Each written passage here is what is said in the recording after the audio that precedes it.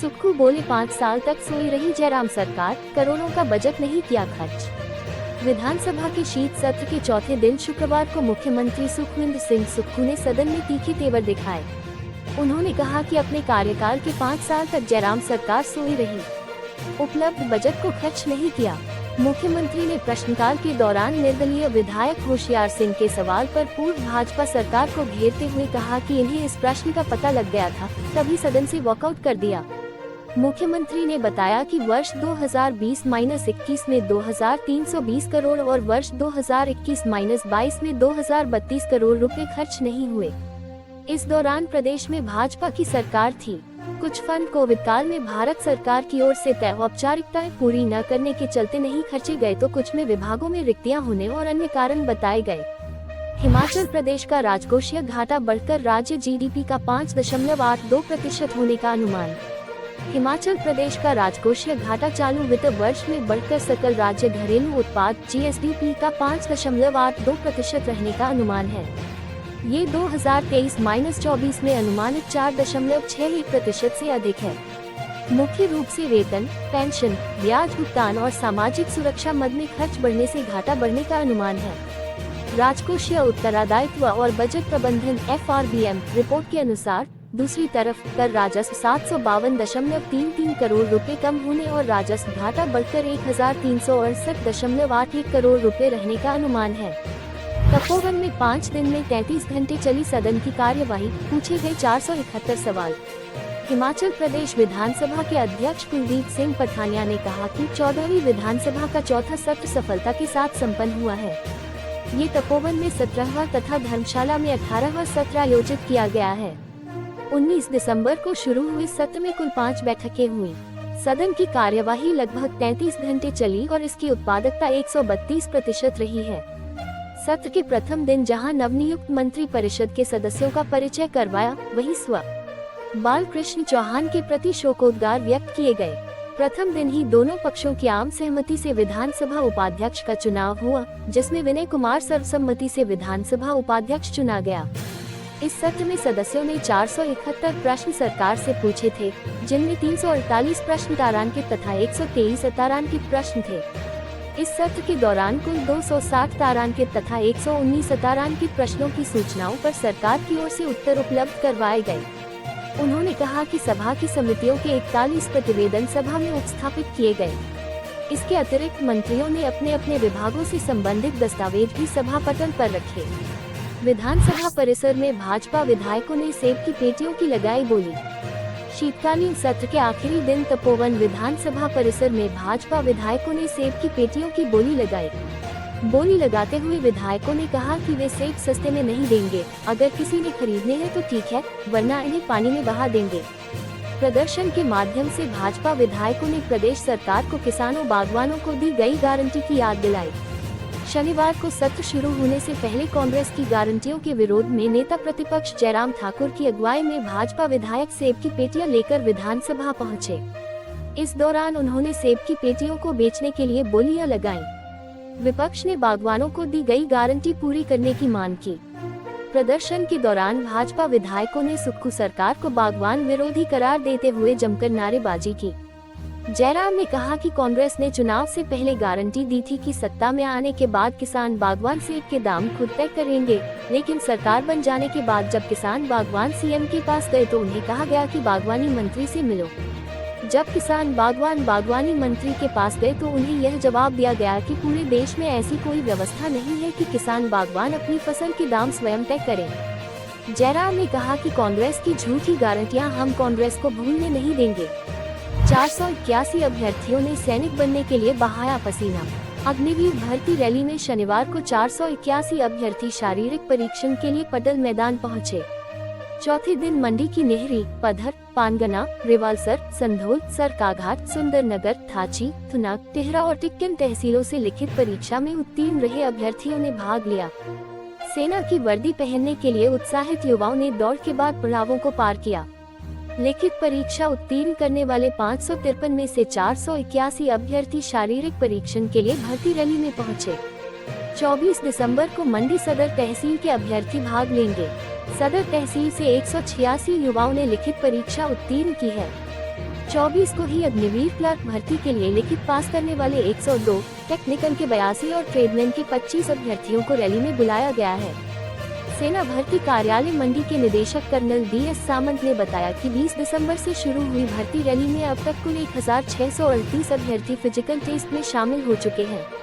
मुख्यमंत्री सुक्खू बोले, कम कर रहे आउटसोर्स भर्तियां, चयन आयोग के लिए नियुक्ति प्रक्रिया शुरू। मुख्यमंत्री सुखविंदर सिंह सुक्खू ने कहा कि आउटसोर्स कर्मचारियों के संबंध में वह कहना चाहेंगे कि ये शोषण का शिकार हो रहे हैं। वह इस तरह की नियुक्तियों को कम कर रहे हैं। उन्हें कुर्सी का लालच नहीं है, वह सत्ता सुख के लिए नहीं आए हैं। उन्होंने कहा कि 162 पदों पर ऑपरेशन थिएटर असिस्टेंट की भर्ती नवगठित राज्य चयन आयोग के माध्यम से मार्च से पहले की जाएंगी। शनिवार को सदन में राज्य कर्मचारी चयन आयोग में भ्रष्टाचार, आउटसोर्स कर्मचारियों को नौकरियों से निकाले जाने और सरकारी नौकरी न दे पाने के मामले में नियम 130 की चर्चा पर जवाब देते हुए मुख्यमंत्री ने कहा कि पिछली सरकार में अधीनस्थ सेवाएं चयन बोर्ड में भर्तियां बेची गयी। सरकार बनने के 15 दिन में राज्य सरकार ने कार्रवाई की। जांच के दौरान 11 अभियोग पंजीकृत किए गए। 34 लोगों को सरकार ने गिरफ्तार किया। दीपक सानन कमेटी भी बनाई गई। उसकी पहली संस्तुति के बाद राज्य चयन आयोग का गठन किया गया। इसके लिए नियुक्ति की प्रक्रिया शुरू की गई है। जब भाजपा सरकार थी तो मामले कोर्ट में फंसे रहे। आयोग में जो टेस्ट हुए थे उसके नतीजे निकाले जा रहे हैं। सरकार ने पद भरने में कोई कमी नहीं रखी है। अब तक 1455 पद भरे जा चुके हैं। 1086 पद विज्ञापित कर दिए गए हैं। 25 किलोमीटर की रफ्तार से दौड़ेगा ट्रेन सेट। कालका से 4.5 घंटे में पहुंचेंगे शिमला। विश्व धरोहर कालका शिमला रेल ट्रैक पर अब 4.5 घंटे की ट्रेन कालका से शिमला पहुंच जाएगी। देश में पहली बार नैरोगेज ट्रैक पर train set self propelled hydraulic multiple unit चलाने का ट्रायल सफल रहा है। रेलवे के अनुसार ट्रेन सेट 25 किलोमीटर प्रति घंटा की रफ्तार से दौड़ेगा। सामान्य टॉय ट्रेनें कालका से शिमला पहुंचने में 5.5 घंटे से अधिक समय लेती हैं। करीब 22 किलोमीटर प्रति घंटा की रफ्तार से टॉय ट्रेनों का संचालन हो रहा है। अधिक रफ्तार से चलने वाला ट्रेन सेट 1 घंटा जल्दी ही यात्रियों को शिमला पहुंचाएगा। आधुनिक सुविधाओं से लैस ट्रेन सेट के बड़े बड़े शीशों से हिल्स क्वीन शिमला की वादियों की खूबसूरत नजारा दिखेगा। रेलवे बोर्ड ने ट्रेन सेट को कालका से शिमला रेल मार्ग पर रेल मोटर कार के स्थान पर चलाने का फैसला लिया है। मौजूदा समय में रेलवे ने रेल मोटर कार का संचालन बंद कर दिया है।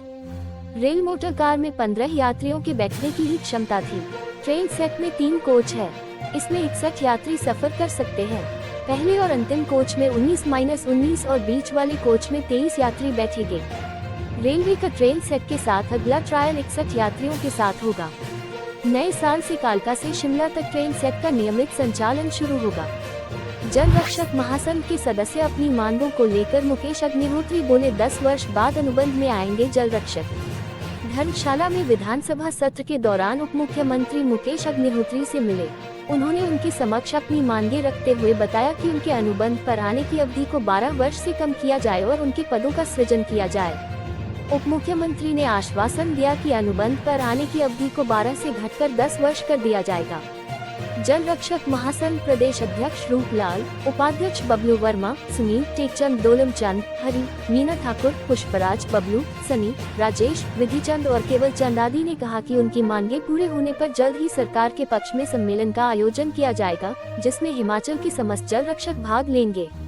झंडियों पर एकमत विधायक बोले, अफसरों की गाड़ियों में लगी है तो हमारे पास क्यों नहीं।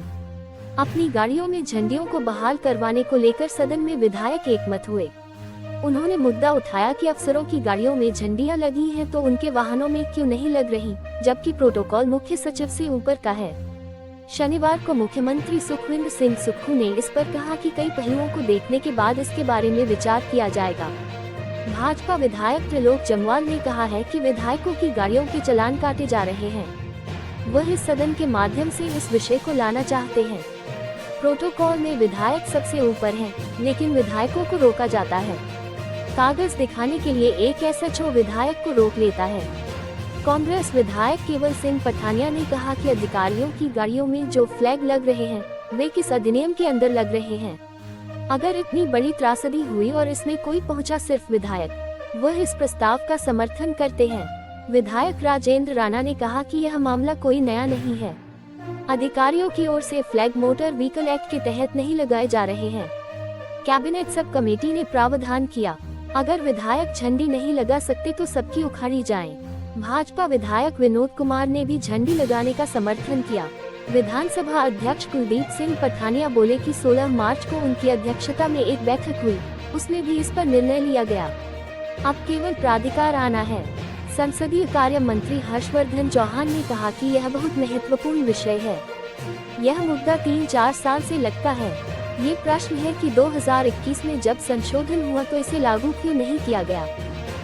सोशल मीडिया पर हेट स्पीच को अब तुरंत पकड़ेगा आर्टिफिशियल इंटेलिजेंस।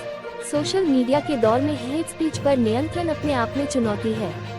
इसी चुनौती से पार पाने के लिए सरकार भी प्रयासरत है, लेकिन सोशल मीडिया प्लेटफॉर्म की भरमार में मजबूत निगरानी तंत्र नहीं बन पाया है। NIT हमीरपुर में आयोजित माइंड 2023 अंतर्राष्ट्रीय सेमिनार में अजय कुमार गर्ग इंजीनियरिंग कॉलेज गाजियाबाद की सहायक प्रोफेसर सोनम गुप्ता ने इस तकनीक को मजबूत करने के लिए रिसर्च पेपर प्रस्तुत किया है।